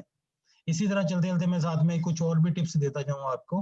बाद बच्चे ऐसा करते हैं कि जैसे ही कोई इंटरव्यू दे के बाहर निकलता है, मतलब फर्ज किया कि मैं बैठा हुआ हूँ वेटिंग रूम में और अंदर एक कैंडिडेट गया हुआ इंटरव्यू देने, जैसे ही इंटरव्यू दे के बाहर आया ना, मैं भाग पड़ा उसके पीछे और उसे पूछ रहा हूँ यार बताओ मुझे जरा क्या क्वेश्चन अंदर किए हैं, तो और वो मुझे बता रहा है और वो परेशान है, उसने मुझे बताया, मुझसे ये पूछा, मुझे ये भी नहीं आता था, ये भी नहीं आता था। मैं गलत कर रहा हूँ ऐसा करके, असल में मैंने अपनी परेशानी खरीद ली है ऐसा करके। अगर तो उसके और मेरे इंटरव्यू के दरमियान टाइम है, मतलब मेरी बारी 10-15 कैंडिडेट के बाद आनी है, फिर तो मैं पूछ लूँ, चले मुझे कुछ ना कुछ क्लू मिल जाए। अगर इमीडिएटली बारी आनी है तो फिर मुझे क्या फायदा उस बात का, क्योंकि मैं तो रिकॉल नहीं कर पाऊंगा बहुत सारी चीजें, सिवाय इसके कि मैं और परेशान हो जाऊँ, नर्वस हो जाऊँ। इस वजह से आप इजी रहें, जो कुछ तैयार करके चले गए बस अब आप उस पर इत्तेफाक करें, अल्लाह ताला से दुआ करें, तो ऐसे खाम खा भाग दौड़ में ना लगे रहें। बाकी बच्चे लेके बैठे होते हैं कॉपियां, जो बंदा बाहर निकलता उसे कोशिश करते हैं गिरबान से पकड़ लें कि भाई तुमसे क्या पूछा। ठीक है, तो इजी रहें, इनसे कोई बहुत ज्यादा फर्क नहीं पड़ता, कोई आधा क्वेश्चन मिस हो जाए उससे फर्क नहीं पड़ता। फर्क पड़ता है कि आप उसके सवाल सुन के या उसके जवाब सुन के परेशान हो जाए, उससे ज्यादा फर्क पड़ेगा। अच्छा, बहरहाल हमसे ये पूछा जा सकता है आप लोगों से कि आपका गवर्नमेंट सिस्टम क्या है, कैसा है, पार्लिमानी निज़ाम है हमारा, जिसमें अपर हाउस को सेनेट और लोअर हाउस को नेशनल असेंबली कहते हैं। इनकी सीट पूछी जा सकती हैं, जनरली पता होना चाहिए आपको। आमतौर पर मैं भी भूल जाता होता हूँ कि कितनी सीट्स हैं। अगर आपको तादाद याद रहती है तो बहुत अच्छी बात है, नहीं भी याद तो डजंट मैटर, लेकिन आपको मोटी मोटी बातें ज़रूर याद हों कि पार्लिमानी सिस्टम है हमारा, और अपर हाउस को सेनेट और लोअर हाउस को नेशनल असेंबली कहते हैं। ठीक है। अच्छा, अभी रिसेंटली कहाँ इलेक्शन हुए तो आपको पता हो कि गिलगित बल्तिस्तान में इलेक्शन हुए। ठीक, इस तरह की बातें पूछी जाती हैं। अच्छा, पाकिस्तान की सेंसस कब कब हुई थी? क्योंकि आप स्टैटिस्टिक्स से रिलेटेड हैं, हो सकता कोई इस तरह का क्वेश्चन कर ले। तो अब तक पाकिस्तान में 6 सेंसस हो चुकी हैं, ये आपके सामने डेट्स आ रही हैं। हो सकता है मैं इसकी वीडियो शेयर कर लूँ तो आप वहाँ से नोट कर लीजिएगा। इंपोर्ट्स एंड एक्सपोर्ट्स आपसे पूछी जा सकती हैं मेन, कि कौन कौन सी इंपोर्ट पाकिस्तान करता है, कौन कौन सी एक्सपोर्ट पाकिस्तान करता है, या इन टर्म्स ऑफ डॉलर पूछा जा सकता है कि कितने डॉलर की इंपोर्ट है, कितने डॉलर की एक्सपोर्ट है। एक्सपोर्ट पाकिस्तान की ज़्यादा है कि इंपोर्ट पाकिस्तान की ज़्यादा है? ऑब्वियसली पाकिस्तान इंपोर्ट ज़्यादा करता है, एक्सपोर्ट कम करता है। पाकिस्तान का बजट पूछा जा सकता है। और इसमें इंटरेस्टिंग बात ये, मैं सही आंसर आपको नहीं, पूरा आंसर नहीं बता रहा था कि आप खुद तलाश करें। इनमें इंपोर्ट और एक्सपोर्ट में कुछ एक क्वांटिटी ऐसी है जो पाकिस्तानी बजट के करीब करीब होती है, तो वहां से आपको थोड़ा सा क्लू भी मिलता रहेगा कि आपको बजट भी याद रहेगा कि इतने डॉलर की जो इंपोर्ट है या एक्सपोर्ट है और इतने डॉलर का पाकिस्तान का बजट है। वो जब आप क्वांटिटी देखेंगे तो आपको किसी हद तक याद है। ये नहीं कि एग्जैक्टली सेम है, लेकिन वो दोनों क्लोज हैं। इसी तरह एजुकेशन के ऊपर पाकिस्तान का कितना बजट खर्च होता है, पाकिस्तान का एरिया कितना है, पाकिस्तान की कैश क्रॉप्स कौन कौन सी हैं, इकोनॉमिक ग्रोथ पाकिस्तान की क्या है, नेशनल बर्ड पाकिस्तान का कौन सा है, नेशनल गेम कौन सी है, नेशनल ड्रिंक कौन सा है। जैसे कि नेशनल ड्रिंक अगर आपको पता हो तो वो गन्ने का रस है, गेम ज़ाहिर है हॉकी है, बर्ड चकोर है। ठीक है। और इसी तरह लोकेशन पाकिस्तान की मैप के ऊपर लोकेशन क्या है, कितने एल्टीट्यूड के ऊपर है, ये पूरे पूरा आपको वो मिल सकते हैं एंगल। अगर आप विकिपीडिया देखेंगे तो आपको बहुत सारी इन्फॉर्मेशन वहीं से मिल जाएंगे पाकिस्तान के मतलब। मेरा ख्याल है इन तमाम क्वेश्चन के आंसर आपको वहीं से मिल जाएंगे। अगर आप विकिपीडिया पे पाकिस्तान लिखेंगे, you can find answer to so many questions. ठीक है। तो इस तरह की चीज़ें आपको पता होनी चाहिए। लेकिन मैं ये बार बार बताऊँ आपको कि ये तमाम चीज़ें आपको हर वक्त याद नहीं रहती, हो सकता है इंटरव्यू के दौरान भी भूल जाएं आपको। इतना मैटर नहीं करती ये वाली बात, नेचुरल बात है ये। कुछ कुछ मोटी मोटी बातें आपको याद रह सकती हैं। इस वजह से आप कोशिश करें कि एक दफ़ा गो थ्रू हो तो जो बातें परसीव हो जाएंगी बहरहाल वो आपको कहीं ना कहीं फ़ायदा दे जाएंगी। ज़रूरी नहीं इस सवाल के जवाब में किसी और सवाल के जवाब में हो सकता काम आ जाए आपके। इसके अलावा आपसे मैप ऑफ सी पैक पूछा जा सकता है। सी पैक किस चीज़ का एब्रिविएशन है, ये पूछा जा सकता है। सी पैक कहाँ से शुरू होता है, कहाँ तक जाता है, ये पूछा जा सकता है। वन रोड वन बेल्ट का कॉन्सेप्ट क्या है, ये पूछा जा सकता है। ग्वादर पोर्ट की इंपॉर्टेंस पूछी जा सकती है आपसे। ठीक है। डिस्ट्रीब्यूटेड जो अपना है region, disputed region sorry, disputed region जो हैं पाकिस्तान से रिलेटेड वो कौन कौन से हैं, ये पूछा जा सकता है। उस पर इंटरनेशनल टेक क्या है, ये पूछा जा सकता है आपसे। ठीक है। और इसी तरह से इंटरनेशनल डिस्प्यूटेड रीजन कौन से हैं, ये पूछा जा सकता है आपसे। करंट अफेयर्स में इस वक्त वार रीजन कौन से हैं और उनमें कौन कौन से मुल्क इन्वॉल्व हैं, ये पूछा जा सकता है। कोविड की सूरत हाल और पाकिस्तान में उसका फैलाव, ये यहाँ नहीं क्वेश्चन दिए हुए, ये पूछे जा सकते हैं आपसे। टिपिकली ये पूछा जा सकता है कोविड है क्या, कोविड स्टैंड फॉर व्हाट। ठीक है। कोविड क्या एब्रीविएशन है, यस एब्रीविएशन है, किसका एब्रीविएशन है, ये पूछा जा सकता है आपसे। कोविड 19 को 19 ही क्यों कहते हैं, क्योंकि अपना 2019 में ये जो वर्जन है इसका है, ये वाला आया था वायरस का। ठीक है, ये रीज़न है। आप कोविड 19 लिख के अगर विकिपीडिया पे सर्च करेंगे तो आपको पहली 2 लाइन में ये इंफॉर्मेशन मिल जाएंगी। इसके अलावा इसका फैलाव कैसे होता है, रोकथाम का क्या तरीका है, इसके एसओपी में क्या क्या चीज़ें शामिल हैं, ये चीज़ें पूछी जा सकती हैं। ठीक है। और जनरली ये पूछा जा सकता है कि क्या मेजरमेंट होते हैं कोविड के खिलाफ, क्या आप वो मेजरमेंट लेते हैं, इस तरह की बहुत सारी बातें पूछी जा सकती हैं आपसे। ठीक है, तो वो बातें लेनी है। अच्छा, यहाँ पे मेरे दिन में एक बात आई है, मुझसे किसी ने वैसे पूछी थी तो मैं शेयर कर देता हूँ आपसे। जब आप रूटीन का इंटरव्यू दे रहे होते हैं, जिस रूम में आप एंटर होते हैं इंटरव्यू के लिए, तो वहाँ आमतौर पे आप सलाम करते हैं और आप एंटर हो जाते हैं। ठीक है। दरवाज़ा आमतौर पे वो खुला हुआ होता है, अगर बंद हो तो आप दरवाज़ा खोल दें और एक चेयर आपके लिए मखसूस होती है, आप वहाँ जाके बैठ जाते हैं और सबको सलाम करते हैं और वहां जाके बैठ जाते हैं, सलाम एक जनरल सलाम करते हैं, यानी कि एक ही सलाम करते हैं जो सबके लिए होता है। जब आप ऑनलाइन इंटरव्यू दे रहे होंगे सपोज, तो फिर वहाँ शायद माहौल डिफरेंट होगा, यानी कि जिस रूम में आप एंटर होंगे शायद वहाँ पे एक हेल्पर हो जो ऑनलाइन सिस्टम को हैंडल कर रहा हो, उसके अलावा कोई भी ना हो उस कमरे में आपके अलावा। तो आप जब जाके बैठेंगे तो आई वुड सजेस्ट कि जब माइक वगैरह आपके सामने होंगे आप वहाँ पे सबको सलाम कर दें, ठीक है। तो ये थोड़ा सा फर्क होगा। वैसे ये होता है कि जब आप एंटर होते हैं तो सलाम करते हैं, अब ये है कि आप जाके बैठेंगे तो एक जनरल सलाम सबको कर देंगे। तो ये थोड़ा सा मैनर को इसको ख्याल रखिएगा ऑनलाइन इंटरव्यू के दौरान जिन लोगों का ऑनलाइन इंटरव्यू हो। अच्छा, उसके बाद पर्सनालिटीज पूछी जा सकती हैं, उनके मतलब भी क्वेश्चन होता है, जैसे एजुकेशन मिनिस्टर पाकिस्तान का कौन सा है, चूँकि आप तालीम से रिलेटेड जॉब के लिए जा रहे होंगे। पंजाब के एजुकेशन मिनिस्टर कौन सा है, गवर्नर्स पूछे जा सकते हैं, सीएम्स, प्रेसिडेंट डिफरेंट कंट्रीज के जो एक्टिव कंट्रीज होते हैं दुनिया के बड़े कंट्रीज उनके पूछे जा सकते हैं। यूएनओ को सेक्रेटरी पूछा जा सकता है, उसका ताल्लुक किस कंट्री से वो पूछा जा सकता है, अंतोनियो नाम है उसका। और इसके अलावा परमानेंट जो रिप्रेजेंटेटिव पाकिस्तान का है यूएनओ में वो पूछा जाता है, पहले डॉक्टर मलिहा लोधी थी अब नहीं है। कुछ क्वेश्चन आपसे किए जा सकते हैं, ठीक है। अब फिर मुझे मैसेज आ गया शॉर्ट ऑफ टाइम का, तो जितने क्वेश्चन मैं बता सकता हूँ आपको मैं बता देता हूँ। मेन हेडलाइन आपसे पूछी जा सकती हैं न्यूज़पेपर के अंदर या मीडिया के अंदर के पिछले दिनों में मेन हेडलाइन क्या थी। म्यांमार का इशू पूछा जा सकता है, ठीक है। रिसेंट इंटरनेशनल इवेंट्स पूछे जा सकते हैं, अगर कोई हुए थे वो कौन कौन से हैं। पॉपुलर एब्रीविएशन आपसे पूछी जा सकती हैं, जैसे सीपैक है, यूएनओ, यूनेस्को, यूनिसेफ, वापडा, पेमरा, नेक्टा, नेप्रा, पीडा, इस तरह की चीज़ें आपसे पूछी जा सकती है। यू शुड हैव आइडिया कि ये क्या हैं सारी की सारी चीज़ें, ठीक है। और इसके अलावा सब कंटिनेंट इन पाकिस्तान हिस्ट्री पूछी जा सकती है। मुस्लिम अराइवल्स कब हुई पाकिस्तान इधर सब कॉन्टिनेंट के अंदर, मुगल एम्पायर के मुतालिक, डिफरेंट रेवोल्यूशन, जंग आज़ादी, फ्रीडम मूवमेंट, और इसी तरह कदम 14 पॉइंट पाकिस्तान बनने तक मुख्तलिफ चीज़ें। फिर नंबर ऑफ प्राइम मिनिस्टर्स, उनके नाम, पहला प्रेसिडेंट, पहला सदर, पहला गवर्नर ऑफ पाकिस्तान, इस तरह की चीज़ें कॉमनली पूछी जा सकती हैं। इस्लाम या इस्लामिक हिस्ट्री के मतलब आपसे डिफरेंट क्वेश्चन किए जा सकते हैं। उसमें बहुत सारी जो हमारी इबादत हैं उसमें फ़र्द और नवाफिल के मतलब आपसे पूछा जा सकता है। डिफरेंट गज़वात के मतलब बात हो सकती है। मक्की और मदनी सूरतें पूछी जा सकती हैं आपसे। अशरा मुबशरा के नाम हो सकते हैं, ठीक है। अज़वाज मुतहरात के नाम पूछे जा सकते हैं। सहाबा किराम का मतलब कुछ इन्फॉर्मेशन ली जा सकती है।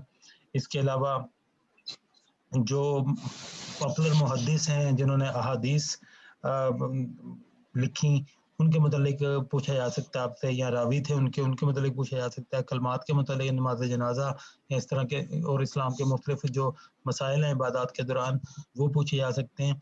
तो ये मोटी मोटी बातें बात पूछी जा सकती हैं आपसे। दुआ कुनूत के मतलब पूछा जा सकता है आपसे, ठीक है। इस तरह के कुछ क्वेश्चन जो जनरली पूछे जा सकते हैं वो पूछे जा सकते हैं। तो ये था जनरल एक इंट्रोडक्शन। इसके बाद स्टडी स्टार्ट हो जाएगा, लेकिन ये कि बजाय मैं स्टडी स्टार्ट करूं मैं कोशिश करूंगा शायद एक मैं स्लाइड रिकॉर्ड करके आपको सेंड कर दूं जिसमें स्टार्ट की मुख्तलिफ चीज़ें आपको बता दूं। तो मैं चाहूँगा कि थोड़ा सा टाइम है मेरे पास, इसमें अगर आपके दिन में कोई क्वेश्चन है तो वो पूछ लें आप। जी जी एक्सक्यूज मी सर, अस्सलाम वालेकुम, सफदर बात कर रहा हूँ बिहाड़ी से। जी सफदर जी वो सर, वो जो शुरू में मैंने सवाल पूछा था कि हर जो इंट्रोवर है हमारा उसके पास कितने मार्क्स होते हैं, अलग अलग मार्क्स होते हैं या इकट्ठे मार्क्स होते हैं? जी तमाम पैनलिस्ट के पास अपने अपने नंबर होते हैं, अलग अलग नंबर होते हैं। वो बाद में स्केल हो जाते हैं, वो चाहे उसके बाद 50 नंबर हो या 100 मार्क्स हो या 10 हो, तमाम अपने अपने तौर पे मार्किंग करते हैं। अस्सलाम वालेकुम सर, आयशा बात कर रही हूँ। जी जी आइए। जी सर, मुझे ये पूछना था कि अगर आप एज अ फर्स्ट कैंडिडेट जा रहे हैं इंटरव्यू में, मतलब फर्स्ट डे इंटरव्यू स्टार्ट हुए हैं और आप एज अ फर्स्ट कैंडिडेट जा रहे हैं वहाँ पे, जी तो जी इसका ये आपके लिए एक प्लस पॉइंट होता है या फिर इसके कुछ नेगेटिव पॉइंट होते हैं, मतलब इंटरव्यू इस बेस पे कि वैसे वो मैं ये मार्किंग बताऊं, क्या है? होता तो ये प्लस पॉइंट ही है, लेकिन आम तौर पे सारे ही ज्यादा एनर्जेटिक होते हैं उस वक्त। जितना पैनल बैठा हुआ होता है वो, यानी कि यूं समझ लें कि जितने टॉप लेवल के क्वेश्चन होते हैं या अच्छे क्वेश्चन होते हैं आमतौर पे वो पहले कैंडिडेट से पूछे जाते हैं। तो ये मतलब दोनों ये तरफ चली नेगेटिव जाती है थोड़ा बात, सा। ठीक है, दोनों तरफ चली जाती है बात। ये उसके हक में भी गुजरात चली से जाती है, बाद वो अगेंस्ट भी चली जाती है, लेकिन बहरहाल बेनिफिट मिलता है फर्स्ट कैंडिडेट को इस हवाले से। अस्सलाम वालेकुम सर। जी वालेकुम सलाम। मेरा ताल्लुक सर मेरा मैं एक खत्म हुआ है एजुकेशन डिपार्टमेंट में हूँ, 15 स्केल पे काम कर रहा हूँ, मुझे तकरीबन 8 साल हो चुके हैं। जी तो जी ये नहीं होता कि भाई ये तकरीबन स्कूल विंग में है तो ये ना हो कि वो लेक्चरर के लिए प्रेफर नहीं करते, कुछ इस तरह का है क्योंकि नहीं कई नहीं नहीं मेरे नहीं दोस्त ऐसा कुछ नहीं है, ऐसा नहीं है। अगर आप अच्छे कैंडिडेट हैं तो ऐसा कुछ नहीं है कि आप पहले स्कूल में पढ़ाते रहे तो अब कॉलेज में क्यों आएंगे, ऐसा बिल्कुल नहीं। और ना ही ऐसी किसी बात पे ध्यान दें, कोई ऐसा कुछ कहे तो आप इस बात को बाय ना करें, अपनी परफॉर्मेंस पे ध्यान दें आप। जी अस्सलाम वालेकुम सर।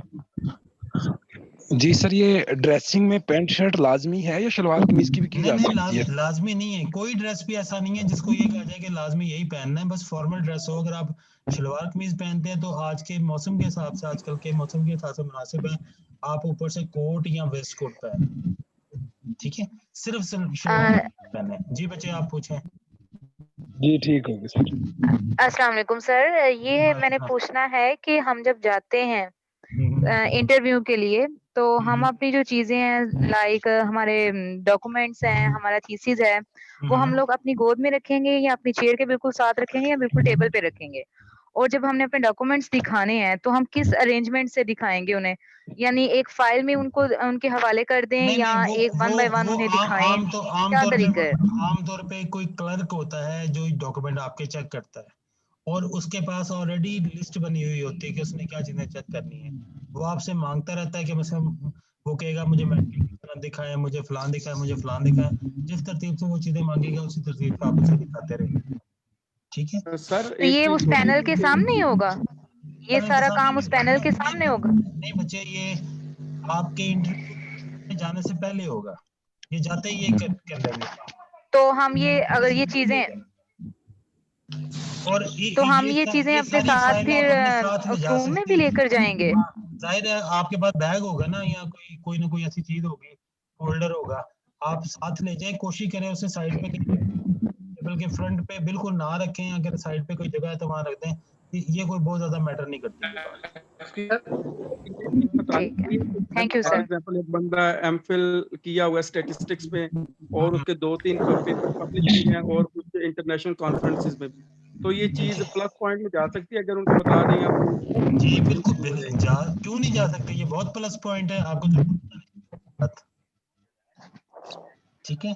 आप बल्कि इस चीज को ये रूम बनाएं कि कोई ना कोई क्वेश्चन के आंसर में आप ये वाली बात करें, आप अपने अचीवमेंट में या इंट्रोडक्शन में या कहीं भी गुंजाइश निकालें कि आप ये बता सकें कि आपने एमफिल भी किया हुआ है, आपके 2 आर्टिकल भी हैं या जितने भी हैं, और आपने फलाना कॉन्फ्रेंस भी अटेंड की, जरूर बताएं, अच्छी बात है ये। एक्सक्यूज मी सर, ये जो बात पूछी गई थी ना डॉक्यूमेंट्स वाली, डॉक्यूमेंट्स अटेंडेंस के वक्त वो जमा कर लेते हैं और वापसी पे आपको कलेक्ट करने होते हैं ऑफिस से। हाँ वो ये भी ध्यान रखेंगे सर। वो जो भी प्रोसीजर होगा उसको आप फॉलो कर लेंगे, ठीक है।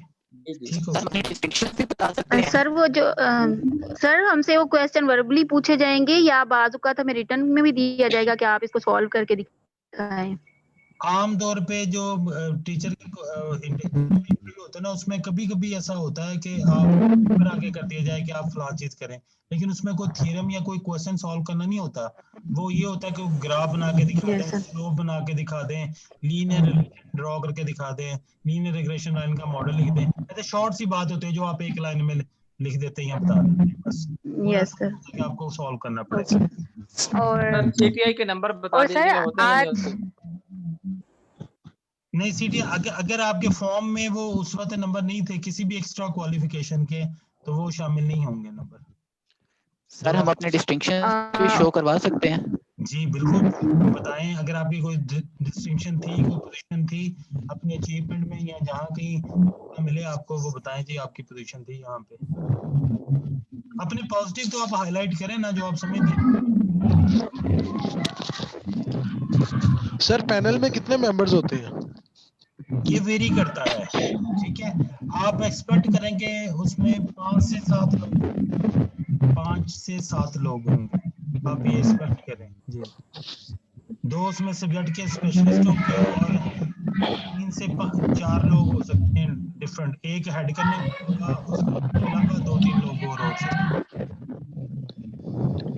Okay sir sir. इसमें अक्सर सीनियर से मेरी डिस्कशन हुई है तो उन्होंने यही कहा कि अक्सर ये क्वेश्चन पूछ लिया जाता है कि अगर आपकी पीएचडी स्कॉलरशिप लग जाए तो आप जॉब छोड़ के पीएचडी के लिए चले जाएंगे या अपनी जॉब कंटिन्यू करेंगे, तो सर इसका कोई रीजनेबल आंसर क्या बनेगा? रीजनेबल आंसर तो ये बनेगा कि पीएचडी करना टीचिंग फील्ड में एक बड़ी ऑनर है, तो आप प्रेफर करेंगे पीएचडी करना।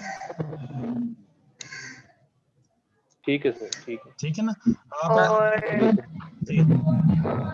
और सर ये जो हमारे ऑनलाइन अब ये कह रहे हैं कि इंटरव्यू उसमें होंगे, तो हम लोग वहाँ लाहौर या अपने सेंटर में जाएंगे या हम अपने घरों पे ही ये सारी चीजें? घर से नहीं होगा, ये घर से नहीं होगा, किसी ना किसी सेंटर में जाके आपको ऑनलाइन देना पड़ेगा। जी ठीक हो गया सर, बहुत शुक्रिया, thank you very much. Time थोड़ा है, हम सब आपके लिए शुक्रिया अदा करते हैं। Thank you sir. बहुत शुक्रिया सर। ढेरों कामयाबियां मिले आप लोगों को, ठीक है। अल्लाह ताला का खास फजल हो आप सर हमारे लिए दुआ कीजिएगा बहुत ज्यादा। और सर एक लास्ट क्वेश्चन है। सर एक लास्ट क्वेश्चन है। जी सर हमने मेरा टेस्ट क्लियर हुआ है, मुझे इंटरव्यू